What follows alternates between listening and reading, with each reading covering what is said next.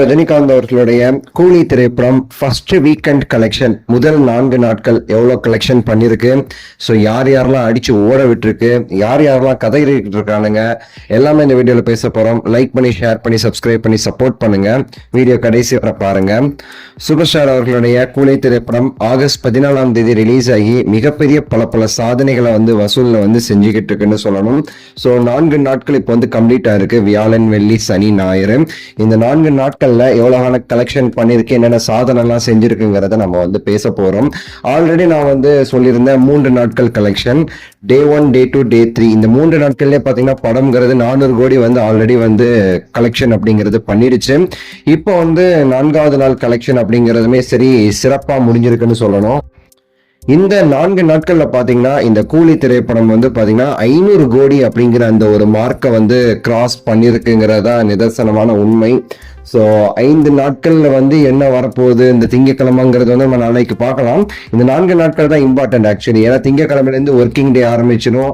வசூல் டிராப் ஆகி அப்படியே ஸ்டெடியா அப்படியே போகுதா இல்லை டவுன் ஆகுதாங்கிறது நம்ம அந்த வியாழக்கிழமை தான் நமக்கு கிளீனா தெரியும்னு வைங்களேன்.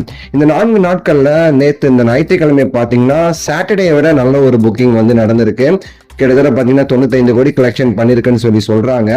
சோ இதை வச்சு பார்க்கும்போது 510 கோடி கிட்ட கலெக்ஷன் வந்திருக்கு அப்படின்னு சொல்லியுமே சரி சொல்லப்படுது. சூப்பர் ஸ்டார் அவர்களுடைய வேட்டையன் திரைப்படம் 400 கோடி கிட்ட கலெக்ஷன் பண்ணியிருந்துச்சு. அந்த படத்துடைய வசூலை இப்போ பிரேக் பண்ணிருக்கு. மற்ற வடைகள், சில வடைகள் கலெக்ஷன்ஸ் இருக்கு, கோட்டு அப்படி இப்படின்னு சொல்லிட்டு அந்த வடைகளையுமே செருப்பால் அடிச்சு பத்தி விட்டுருக்கு. விக்ரம் படத்தோட கலெக்ஷன், பொன்னியின் செல்வன் சொல்லிட்டு பல படங்களோட கலெக்ஷனை இப்போ ஓட விட்டுருக்குன்னு சொல்லணும். கபாலி திரைப்படம் 525 கோடியிலிருந்து 600 கோடி கலெக்ஷன் பண்ணிச்சு. இப்போ அந்த ரெக்கார்டு பாக்கி இருக்கு. ஜெயிலர் திரைப்படத்துடைய கலெக்ஷன் 650 கோடியிலிருந்து 700 கோடி, அந்த கலெக்ஷன் பாக்கி இருக்கு. 2.2 திரைப்படம் கலெக்ஷன் இது பெருமாங்கிறது கொஞ்சம் லைட்டா ஒரு இதா தான் இருக்குது. 800 கோடி அது கலெக்ஷன் பண்ணிருக்கு பாத்தீங்களா. அதாவது அபிஷியலா சொல்லாதனால 800 கோடி, அவங்க சொல்லியிருந்தாங்கன்னா அது 1000 crores. ஏமாத்திட்டானுங்க, நம்மளுக்கு ஏமாந்து பழகிடுச்சுன்னு வைங்களேன். ஸோ அதை இது சர்பாஸ் பண்ணுமோ அப்படிங்கிறதுமே சரி கொஞ்சம் டவுட்டா இருக்குது. நீங்க கேப்பீங்க நான் லியோவை சொல்லணும்னு சொல்லி கேட்பீங்க. அது ஒரு ஃபேக் கலெக்ஷன் தான் லியோங்கிறது.